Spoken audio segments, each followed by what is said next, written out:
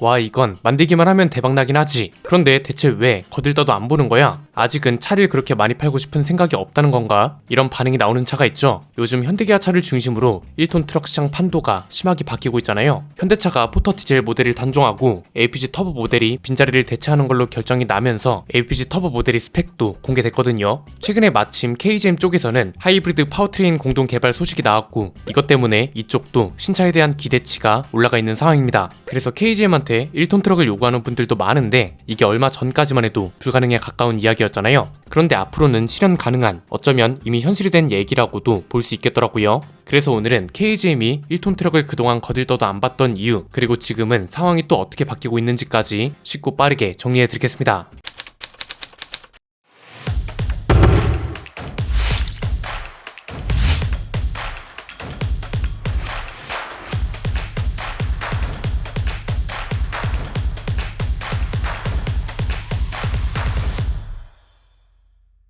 계속 말만 나오던 게 이제는 현실이 되고 있습니다. 우리나라 자동차 시장에서 부동의 베스트셀링카이자 수십 년 동안 이 차를 잡으려고 그렇게 많은 차들이 나왔지만 결국은 혼자만 살아남은 포터, 그 중에서도 가장 대표적인 디젤 모델이 단종됩니다. 이번 달 안에 단종이 될 거라고 하는데, 디젤 모델이 단종되면서 빈자리는 LPG 터보 모델이 대신할 거라고 하죠. 디젤 모델을 단종하는 이유는 대기관리권역법이란 것 때문에 그렇습니다. 대기 환경을 개선하기 위해서 소형 택배 화물차나 어린이 통학차 같은 건 디젤 엔진을 사용하지 말라고 정한 겁니다. 그래서 디젤 모델이 단종되면 순수 전기 모델만 있게 되는데, 다들 알고 계시는 것처럼 순수 전기 모델은 아직까지 우리 물류를 완전하게 책임질 수 없잖아요. 본고는 LPG 모델이 있었지만 2년 안에 단종이 됐었고, 이 당시에는 LPG 모델이 필요성이 없었으니 당연한 수순이었습니다. 디젤차가 단종된 것도 아니었고, 이 당시 LPG는 또 자연흡기 모델이었기 때문에 화물 종사자들한테는 그리 적합한 차가 아니었던 거죠. 그렇다고 순수 전기 모델로 대체하자니 얘는 또 주행거리가 200km대에 불과합니다. 겨울에 짐까지 실으면 진짜 동네 단위로만 왔다 갔다 해야 한다는 거죠. 그래서 이번에 현대차그룹에서 내놓은 건 LPG 직분사 엔진에 터보 차저를 달아서 문제를 해결한 겁니다. 그래서 포터 이후로 본고에도 똑같은 파워트레인을 적용할 거라고 하는데, 터보 차저를 단 덕에 디젤보다 24마력 높은 159마력, 최대 토크는 디젤하고 동일한 30토크를 낸다고 합니다. 그리고 파생 모델도 2륜 구동, 4륜 구동, 변속기도 5단 자동하고 6단 수동 이렇게 유지가 되고요. 이게 어떤 시너지를 발휘할지는 지켜봐야겠지만 어쨌든 이 선택지로 무조건 가야 하는 상황이 된 거잖아요.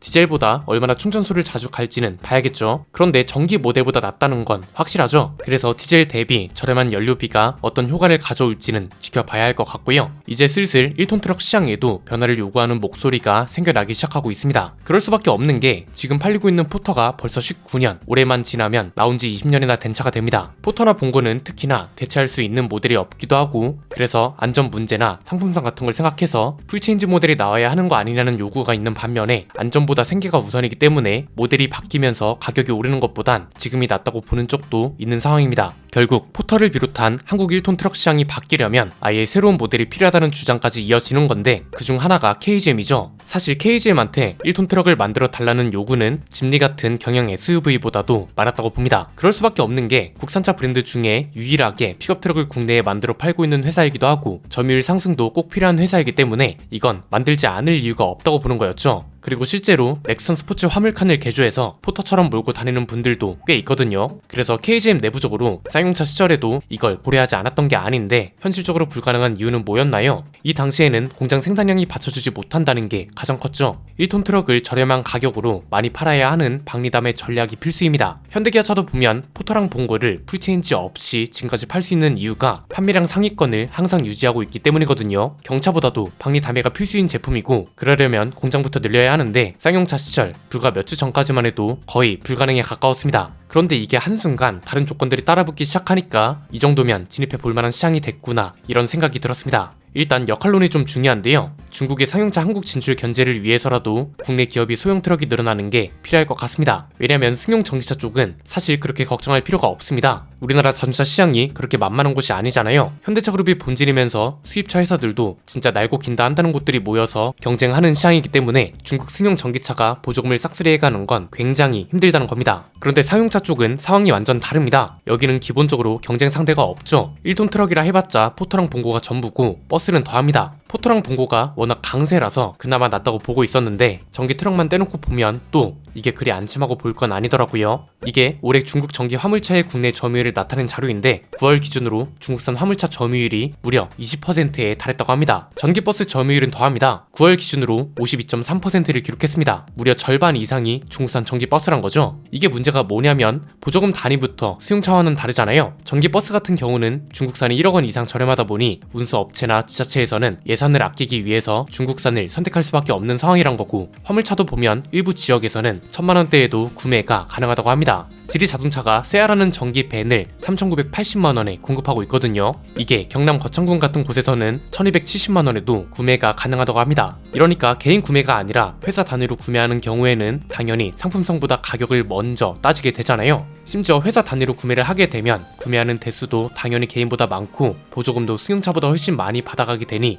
이거야말로 눈먼 돈이라 할 수 있다는 거죠. 그래서 현대기아차뿐만 아니라 장기적으로 보면 KGM도 이런 상용차가 필요하다는 겁니다. 이게 지금은 좀 현실적인 얘기가 됐다고 볼 수 있는 게 에디슨 모터스를 인수했잖아요. 공장 파이가 일단 늘었죠. 함양 공장이랑 군산 공장이 있고, 이 중에서 함양 공장이 현재는 거의 상용차를 메인으로 생산하고 있고 군산 공장은 활용 방향에 따라 결정하면 됩니다. 그럼 일단 공장 생산량 자체는 어느 정도 해결이 가능하다는 거고, 여기서 또 하나 중요한 게 이미 에디슨 모터스도 1톤 트럭을 가지고 있었다는 거죠. 그래서 어쨌든 상용차 쪽은 KGM이 버스와 화물차 모두를 생산할 수밖에 없다는 겁니다. 지금 중국산 화물차와 버스가 많이 팔리고 있는 이유가 현대기아차의 화물차나 버스보다 저렴하다는 게 가장 크고, KGM의 성공 전략도 현대기아차보다 저렴한 차, 가성비 전략을 중심으로 판매를 해야 하는 상황이기 때문에 전략 자체는 겹치잖아요. 그래서 이게 희망사항이었다가 이제는 실제로 필요한 전략이자 신차가 되기도 했고, 특히나 중국 사용차의 보조금 싹쓸이를 조금이라도 막으려면 KGM도 분명 역할이 필요하단 거죠. 실제로 세계 각국에서 중국 전기차 견제를 위한 장벽을 세우고 있습니다. 미국은 IRA가 대표적이고, 유럽은 아예 중국산 전기차의 불법 보조금 조사에 들어갔고, 일본은 일본 내에서 전기차 배터리를 얼마나 생산하느냐에 따라 법인세 혜택을 주기도 하고,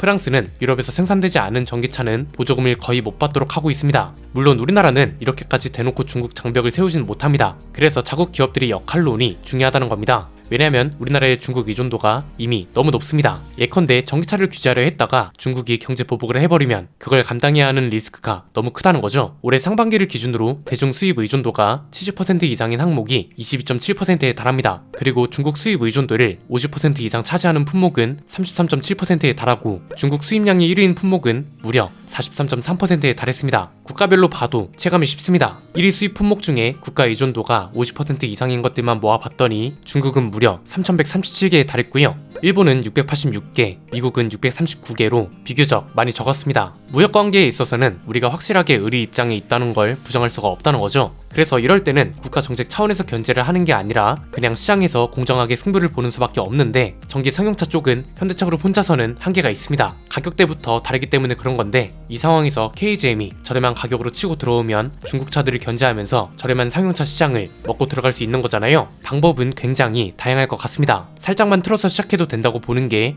예를 들면 이런 거죠. 짐리 같은 경영 SUV가 현실적으로 불가능하다면 티볼리를 짐리 스타일로 만들어 내놓으면 되는 것처럼, 당장 포터 같은 차로 경쟁이 힘들다면 포터 못지않은 렉선 스포츠 라인업을 갖추는 것도 방법이라는 겁니다. 미국 픽업 트럭들 보면 파생 모델이 굉장히 많거든요. 흔히 보는 픽업 트럭이 아니라 화물 운송부터 최적화된 차부터 견인차, 캠핑카 등등 다양한 형태로 나오기 때문에 그 자체로 장르가 됩니다. 이런 식으로 사용차 시장을 먼저 두드리는 것도 방법이라고 보고요. 좀 더 장기적으로 본다면 에디슨 모터스가 가지고 있던 화물차를 국산화, 자체 기술화해서 포터보다 저렴한 가격으로 승부를 보는 것도 나쁘지 않다는 거죠. 어차피 에디슨 모터스도 전기차만 만들던 게 아니라 천연가스 엔진도 썼고 KGM도 LPG 모델이 아예 없던 건 아닙니다. 불과 얼마 전까지만 해도 포터랑 봉고를 제외한 국산 소형 화물차는 불가능한 일이었고, KGM 입장에서도 딱히 거들떠볼 상황이 아니었는데 이제는 환경과 조건이 많이 바뀌었고 이미 현실이 되고 있다고도 볼 수 있기 때문에 여러가지 방법으로 국내 기업들이 입지를 넓혀야 할 기회다, 이렇게도 볼 수 있지 않을까요? 오늘 내용은 여기까지입니다. 내용이 유익하셨다면 구독과 좋아요, 알림 설정 부탁드립니다. 지금까지 저는 안피디였습니다. 감사합니다.